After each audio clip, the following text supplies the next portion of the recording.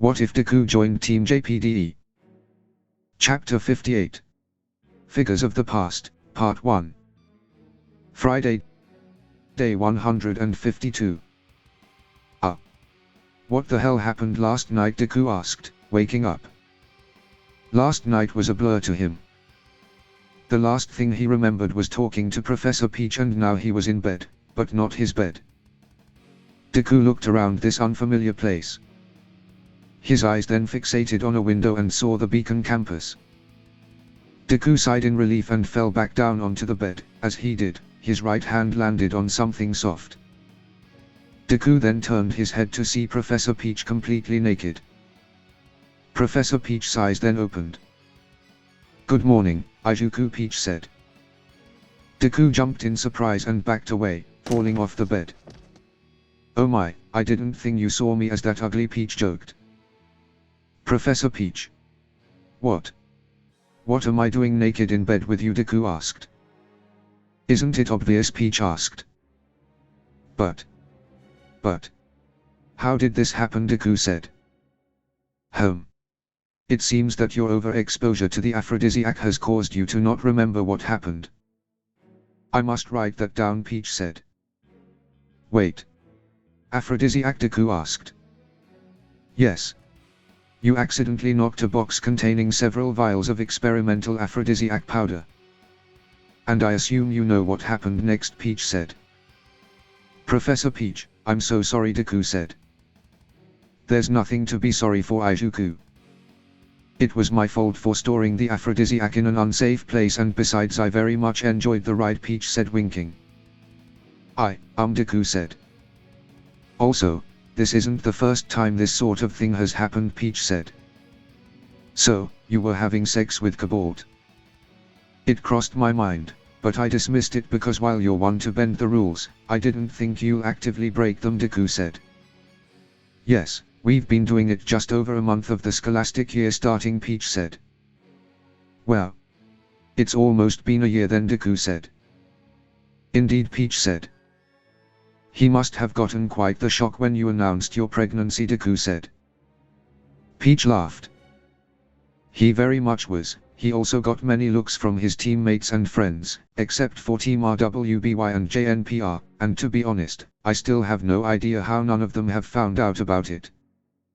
"Including Glinda," Peach said. "She doesn't." "Won't that be bad if?" Deku asked. "Oh, don't worry, there were no rules broken," Peach said. "But," Deku said, "as a teacher I can't have relationships with students, but as a scientist, I am not bound by the school rules. As long as we keep our relationship outside of school hours, we won't be breaking any rules," Peach said. "Don't you mean yours and Cobalt's?" Deku asked. "Nope," Peach said, licking her lips. Deku said. "My relationship with Cobalt is going well, but it won't last forever.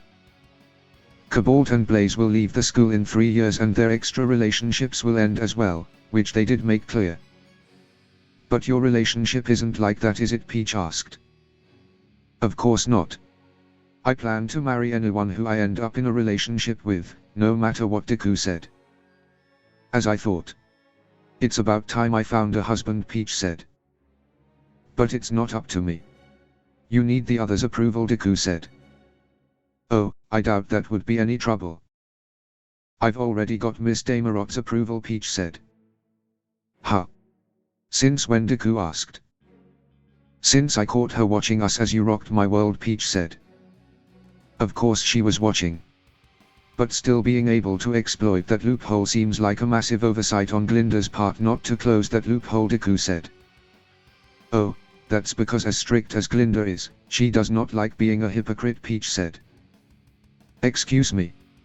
Miss Goodwitch has been in a relationship with a student?" Deku asked. "Not with a student. She was the student in her relationships," Peach said. Deku's eyes went wide. Glinda wasn't the uptight rule follower when she was a student. And since she did those things, she feels like she can't close that loophole, and to be honest, I think she's been looking for a student herself," Peach said.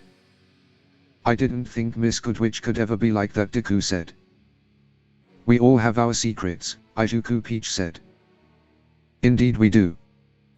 Now, we have a few hours before classes start, so do you want to have breakfast, or take a shower, or... Do you want me? Peach asked, striking a pose on the bed. Deku stood and moved towards her. Why not all three? Deku said. Peach and Deku then fell to the bed kissing each other. Hours later, Deku and Professor Peach were finished and had gotten ready for the school day to start. All of the other teachers had already left to prepare for the day. I'll talk to them about it, but I can't guarantee this will go any further, Professor Peach, Deku said. Oh, please, call me Violet when in private, you've seen and fucked my privates. And I understand, but I'm not worried. But you should be, Violet said. What do you mean by that? Deku asked. None of the windows were open in my classroom, so the only place the aphrodisiac could go was out the open door into Miss Damarot. Now the reason I started experimenting with this aphrodisiac was in the hopes to induce a heat-like effect into non-fawny in the hopes of bridging the gap in relationships between the two species in the reproductive department. Now I haven't got any data on the effect it has on fawny, but I'm sure you can imagine what I'm thinking, Violet said. Oh. I hope David's okay, Deku said. I hope so too. I also don't have any data in only one person being affected, Violet said. I should hurry along then, Deku said. You should, but allow me to give you a gift, Violet said. Violet then presented a vial of aphrodisiac. Thanks, and before I go, may I suggest you dissolve the aphrodisiac in water when you make a new batch? It may weaken the potency, but there'll be a much lower risk of accidentally being affected by it, Deku said. That's a brilliant idea. I'll get right on that. Now get going, Peach said, kissing Deku. I will. See you around, Violet, Deku said, kissing her back. Deku then left for the student dorms. Mind explaining what I just saw? Violet, Glinda sternly asked. Meet, Violet said. Deku arrived outside his dorm room to see the rest of Team JPDE, minus Evelyn, just leaving their room. Hey guys, Deku said. Izuku. What the fuck did you do? Jack yelled. And where have you been? Penny asked. The answer to both questions is Professor Peach, Deku said. So you were with Professor Peach, and she caused Evelyn too? David asked. Yep, Deku said. But what exactly did she do to Evelyn? And why were you with her all night? Penny asked. Well, there's a type of flower that induces a certain effect Professor Peach has been studying and extracting said effect, Deku said. You've got to be shitting me. Professor Peach has an aphrodisiac? Jack asked. Yeah. I have a vial to prove it, Deku said. Nope. Keep that thing away from me, Jack said, leaving. That bad, huh? Deku asked. You have no idea. If it wasn't for Penny providing tons of lubrication, David said. Yeah, no thanks, I don't want to her that. But it still wasn't enough. I had to take over halfway through the night, but that also still wasn't enough, Penny said. Then. Why is it so quiet? Deku said. To allow David and Jack to get some sleep while it took care of her, I bounded and gagged her, and that is the current state she remains in, Penny said. Seems like the aphrodisiac have a stronger effect on faunus, Deku said. Or more specifically because she a rabbit, faunus, David said. And perhaps her high libido also played and effect, Penny said. Well, we'll only find out if we continue experimenting with Violet. Only if you want to, Deku said. We'll need to talk with her first, Penny said. I understand. Now you two should get going, Deku said. Hold on. What are you going to do? David asked. Well, I'm sure you remember what Evelyn told us about her heat cycle and how an unsatisfied heat isn't pleasant. Well, there's a possibility the aphrodisiac endued her into a heat, Deku said. Oh, my, Penny said. What should we tell the teachers about your two absences? David asked. Tell them, Evelyn inhaled the pollen of the aphrodisiac flower. It's a rare flower, but it's not unknown to many hunters due to many requests for it on hunter boards. I'll see you guys on the other side, Deku said. If you survive, David said. I've endured worse, Deku said. But Penny is always in control, David said, getting Penny to blush. Look at that, David, you got Penny all flustered, Deku said. Yes, finally, David said. We should get going, don't want to miss breakfast, Penny said. True that. See you after school, David said. See you, Deku said. David and Penny then headed to the mess hall, while Deku entered their dorm room to take care of Evelyn. A short while later, 4 girls from a second-year team were walking past and heard Deku and Evelyn. They all blushed. However, only 3 of them were blushing in embarrassment. One of the girls, one with back hair with green highlights, was blushing in arousal. The next sight they saw made them go even redder. Evelyn was hanging outside of the window on her back, her top half exposed to the world. Evelyn noticed them, especially the black and green-haired girl. She signaled for the girl to come over. And she did. Meanwhile, David and Penny had gone to tell their teacher that Deku and Evelyn would not be attending today. I see. Though are you sure it was the afro flower, the teacher asked. We're positive, I have data on all flora in Sanus, Penny said.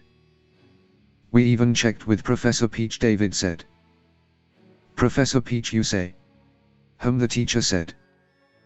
You don't believe us, Miss Blue, Penny asked. Oh, no, I do believe you in what happened to your teammates. But I don't believe you on how it came to be, Miss Blue said. Penny and David were confused. Cobalt. Come here for a minute, Miss Blue called. Yes. What is it, Shadow?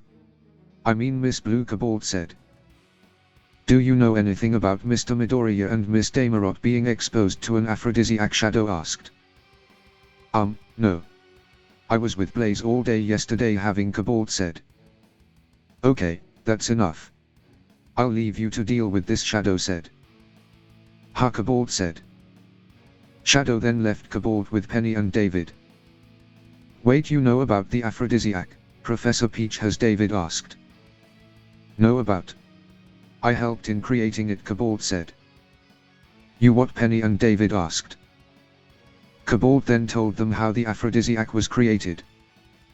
Hours later, Jack, Penny and David returned to their room. On their way they didn't hear any suspicious noises, which Jack was very pleased with. The 3 turned the corner to see a very tall and muscular Amazonian woman standing outside their room. David and Penny blushed as they looked over her, but Jack was blushing even harder. Can I help you, the woman asked. Sorry. But why are you waiting outside of our room, Penny asked. Ah, so you're the teammates of the White Rabbit.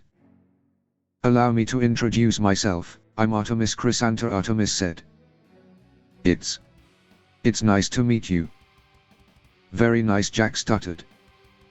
Likewise, though I wish it was under better circumstances, Artemis said. What do you mean, David asked.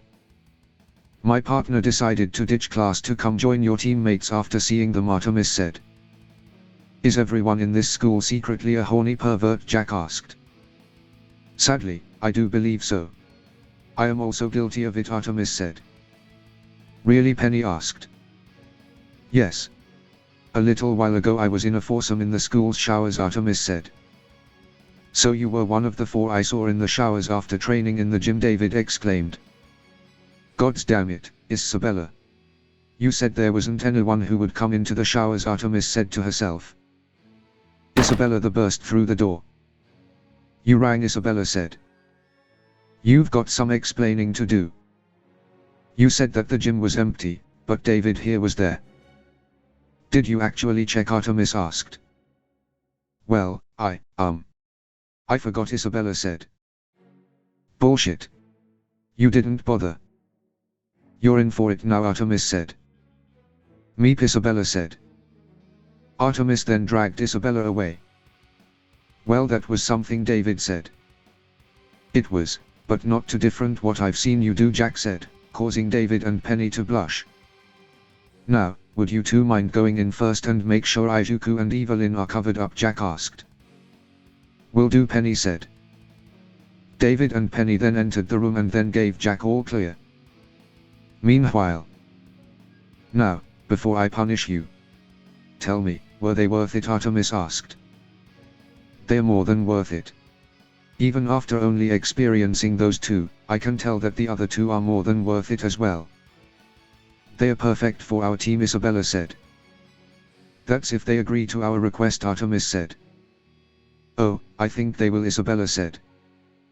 Deku had now gotten ready for his date with Blake. "All right, I'm going on that date with Blake," Deku said. "The hell you ain't," Evelyn yelled. "Hold on. This whole operation was your idea," Deku said. "You didn't let me finish. You're not going out dressed like that," Evelyn said.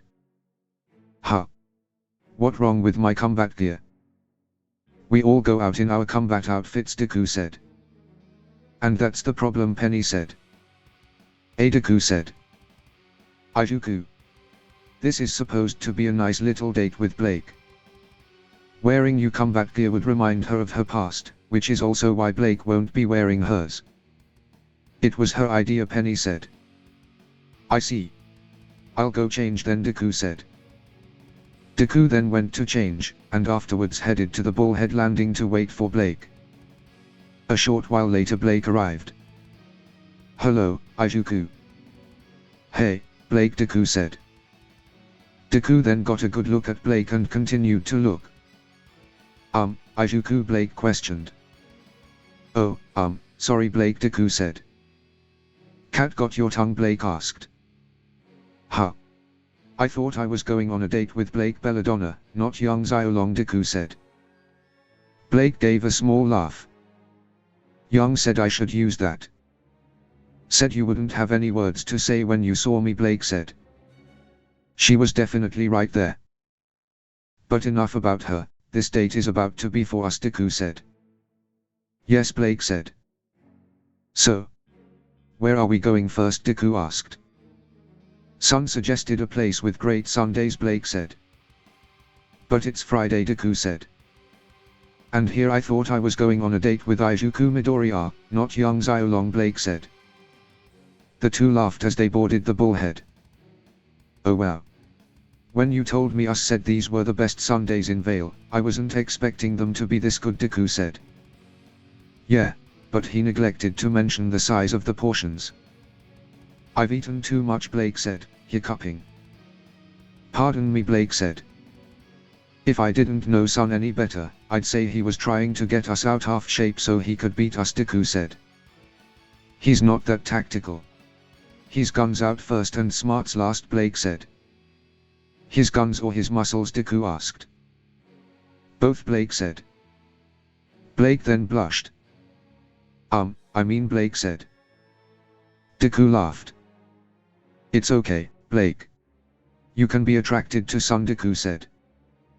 "But," Blake said, "we haven't talked about it, but I'm sure that they'd agree, that it would be unfair to not allow any of our new lovers to pursue someone else whilst we do that exact thing. If you like Sun that way, then go for it," Deku said. Blake said, extremely flustered.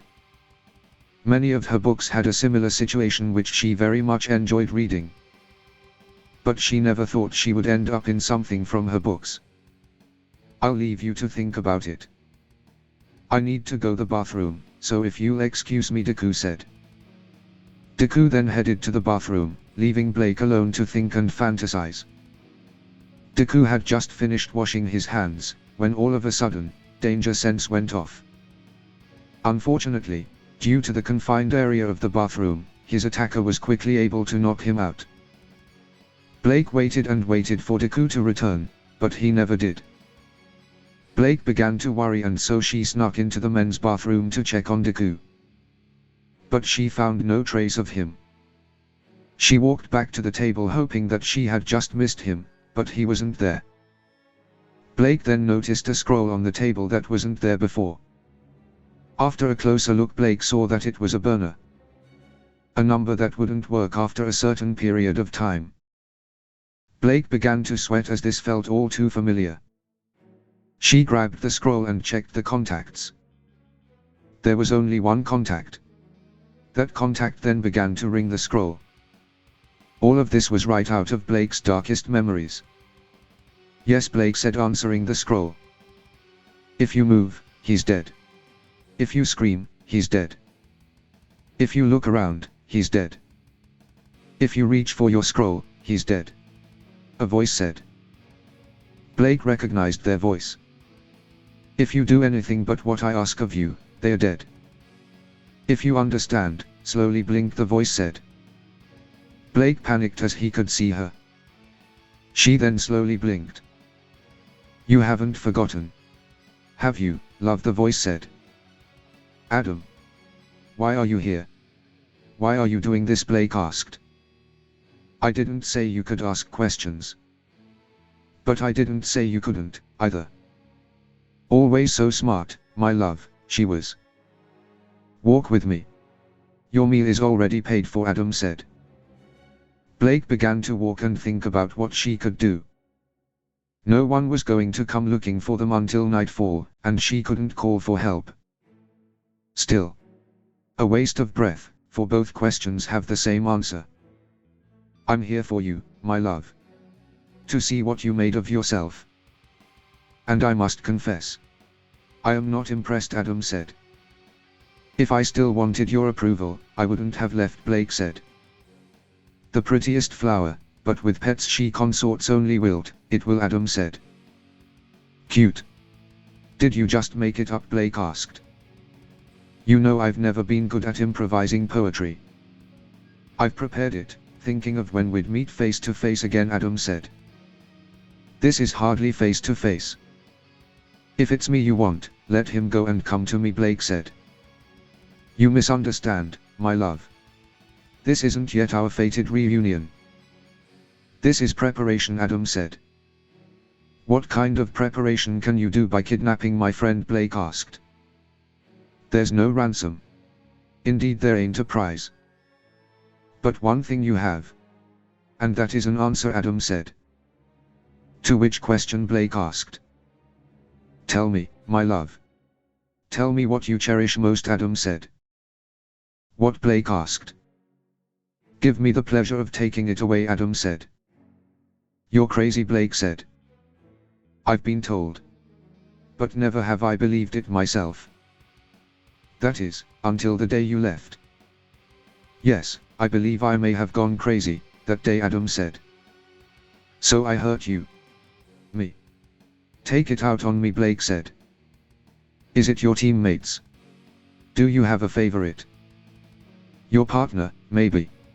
Is it your anonymity? The squalid facade you keep up, Adam asked. Blake felt something cut through her ribbon and ear. A trickle of blood wets her hair. Is it trying to fit in with these humans that gives you the greatest joy? Adam asked. Adam, Blake yelled. Blake then noticed something in a park nearby. There was a silhouette hanging from a tree. Ijuku, Blake yelled. Or is it him, HM? I'll have my answer, Blake, Adam said. Adam, please, Blake yelled. Tell me, Blake. Make your choice or he dies right now, Adam said. Teammates, partner. Friends, humanity, Adam yelled. Blake sees a knife planted in the ground below where Ijuku was hanging upside down. Now you choose, my love. Choose what you cherish the most. Choose what will be lost, Adam said. Adam, no. No, Blake yelled. Choose, Blake, Adam yelled. Blake made her decision. She kissed Deku on the lips. So this is your answer, Adam said. Blake then cut Deku down. You just don't get it, Adam. Your answer is meaningless. Because I can't put the things I love into a hierarchy. You never understood that. The mentality of a slave, of ladders, of masters and subservient, of a top and a bottom. It never left you, even as you left the chains. The concept of equality. It never, ever crossed your mind, in no aspect of your life. Be it the Fang, or me, Blake said. You always came first to me, Adam said.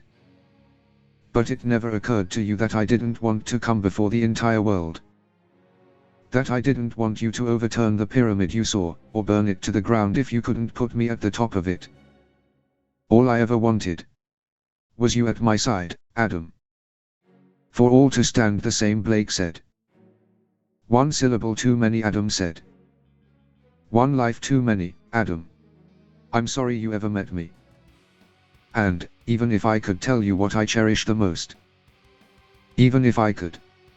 You're no longer in the running, Blake said. You will lose everything, Adam said. Adam then hung up. Blake then went to attend to Deku. He had been given a sedative, a common practice when the White Fang kidnapped someone. Having been part of several kidnappings herself, Blake knew that it would still be a while before Deku woke up. So she got down by Deku to make it look like they were sleeping to not draw any attention to them, and waited for Deku to wake up. What the Deku said, stirring awake. Deku, Blake said. Blake. Where are we? What happened? And where's your bow, Deku asked. My ex-boyfriend kidnapped and drugged you. As for my bow, he cut it, Blake said. The ex-boyfriend Evelyn mentioned. Who exactly is he, Deku said. Not now. I don't want to talk about him right now, Blake said. Okay then. Let's head back. It's getting quite late, Deku said. Yes, Blake said. Deku and Blake then stood up. Blake. Could you maybe let go of my arm, Deku asked. I can't. I can't bring myself to let go of you. Not after what happened. I won't let you leave my sight, Blake said. Fair enough, Deku said. Blake and Deku then returned to Beacon and went to Team JPDDE's room. Alright, Blake. I'm home safe, you can let go, Deku said. Blake shook her head. She still couldn't bring herself to leave Deku. Alright. I guess you can stay the night, Deku said. The two then entered the room. Hey. I'm back, Deku said. Hey. You're back late. And what's with Blake latching onto you like a leech, Jack asked. Wait, what? Evelyn yelled. Evelyn came charging out of the bathroom, only wearing a towel and still wet. Deku also saw that David and Penny were also in the bathroom drying off. Evelyn. For fuck's sake, you're dripping water everywhere. Go back into the bathroom, Jack yelled. This is more important than some water. I thought I was clear, you dead to me and starting from zero, did you forget that, you Evelyn yelled. Evelyn, Deku yelled. Oh, don't you start. Why are you, Evelyn yelled. But her ex came back, Deku said. Oh, Evelyn said, now feeling guilty about her outburst. Blake, I'm so sorry, Evelyn said. It's alright, Blake said. Are you alright with her staying then night, Deku said. I'm more than willing to allow that. David, Penny, clear out of the bathroom, we're going in together, Evelyn said. Wait, what? Deku said. Hold on, it's Jack said. Jack, go get her nightwear, Evelyn said. Evelyn then dragged Deku, and by proxy Blake, into the bathroom as David and Penny left, thankfully having been able to dry off properly. Jack sighed. Guess I'll have to have a shower later, Jack said. A while later, Jack had gotten Blake's nightwear and had returned to see Evelyn was now out of the bathroom. Oh good. You're out. Now I can have my shower, Jack said. Not so fast there, Jackie. Only I'm out. Those two are still in there and will be a little while, Evelyn said. Jack sighed. I guess I can wait a bit longer, Jack said. I don't think that'll be a good idea. You might want to fall asleep before they come out, Evelyn said. Jack sighed once more. Stupid horny teammates, Jack said. Jack then put on her ear defenders and went to sleep as quickly as possible. and was able to remain asleep as Deku and Blake come out of the bathroom and make a lot of noise as the bodies slapped together. Late at night in Vale. I feel my hands shaking, if I focus on them. I'm like a pressure cooker. Close to bursting out, or leaking, Bella said. Bella, are you sure this isn't putting any strain on you? Thiller asked. Well, it is, but not in a bad way. It's more like the strain you'd put on muscle to exercise. While I don't have an aura pool limit, I've never had to shoulder so much aura all at one time, Bella said. Not even when you destroyed the Guardian? Thiller asked. No. Not even then, Bella said. I'm sure Weza must felt it. And he genuinely didn't care about it, Thiller said. Sometimes I fear we will only be aware of his plans when it's too late, Bella said. Hello again, Titania said. Evening, Janara said. Once again, thanks for your time and sorry for all the trouble, Titania said. Hello, Titania. Janara, Bella said. It's fine by me. Repetition is important for memorization, after all, Thiller said.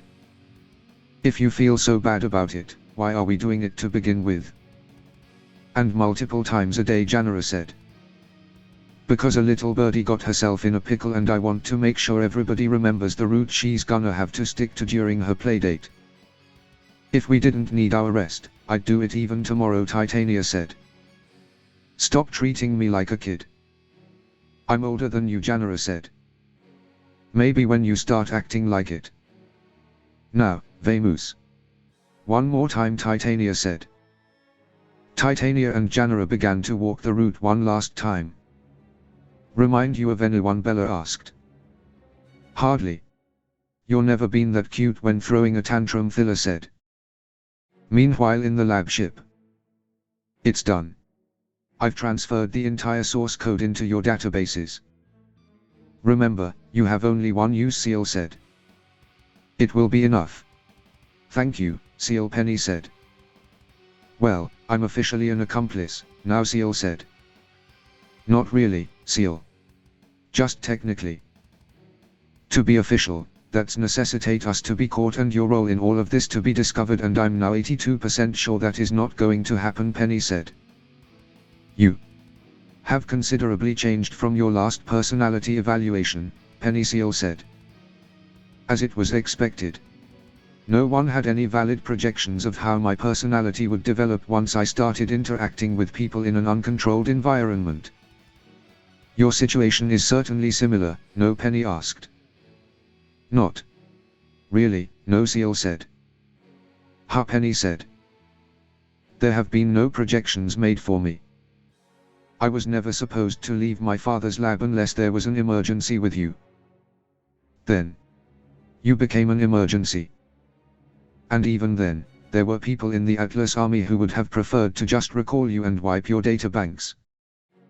There still are, Seal said. I see. So you weren't even the first option to deal with my possible rogueness? Penny asked. No. No, I wasn't, Seal said. Then why are you here? Penny asked. Because I asked to be. To my father, Seal said. Penny smiled. Thanks for your assistance, Mr. Polendina, Peach said. Nonsense. Keeping James busy is maybe what I'm best at, after robotics. And the situation of this poor girl saddens me. Considering that machine is based on my designs, I feel partly responsible, Enrico said. I find it peculiar that they didn't ask for your counsel in this. Maybe you could have helped Amber, Peach said. Or I could have done something completely different. You see, even before I revealed to James that there's no such thing as a kill switch for Penny, he never trusted me to the point of being privy to state secrets. Or his own. We both know that the only reason I stay with the Atlas army is out of convenience. There's no loyalty to any flag in these bones, just scientific interest and my own judgment, Enrico said. I feel a certain affinity. And speaking of secrets, Ozpin and his circle certainly do keep a lot of secrets. But I'm starting to wonder if he doesn't keep even more from them than they do from the rest of the world, Peach said. In Ozpin's office, Are you absolutely sure you're going alone? Glinda asked. She would take that as aggressive. She made it clear that she doesn't trust me, Ozpin said. I understand that. My question is why you're trusting her. Despite your help to Team Jade in their endeavors, Glinda said. It's not about trust. It's about an opportunity that I can't pass over, even if I have to take risks, Ozpin said. Glinda was surprised. What is it? Ozpin asked. If there's one thing I've never seen you do, Ozpin, is take risks so easily. Just. What is so important about a little girl that looks like her? Are you afraid this could be another her, despite her apparent disposition? Glinda asked. Yes. As I said, there's no greater danger. So imagine if there were suddenly two, Ozpin said. No. That's not what I fear, Ozpin thought. I see, Glinda said. What I really fear is her having nothing in common with either of us, Ozpin thought. End of chapter 58.